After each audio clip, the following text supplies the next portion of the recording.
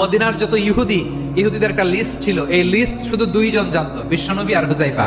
নবীর যেই কথা কেউ জানে না সব হুজাইফার পেটের ভিতরে ছিল। হুজাইফা ইবনুল ইয়ামান বিশ্বনবীর গোয়েন্দা বিভাগের প্রধান, ওনার ছিল ডিটেকটিভ মাইন্ড, এবং উনি হচ্ছেন সাহিবু সিররি রাসূলিল্লাহ, রাসূল সাল্লাল্লাহু আলাইহি ওয়াসাল্লামের গোপন তথ্যের ধারক বাহক।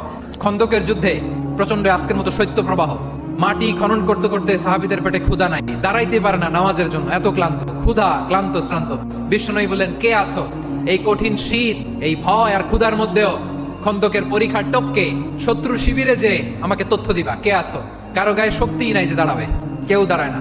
বিশ্বনবী তখন নিজে হুজাইফাকে ডাক দিলেন, হুজাইফা, যে আমাকে আজকে শত্রু শিবিরের তথ্য এনে দিবে সে জান্নাতে আমার মোরাফাকা, আমার সঙ্গী হবে।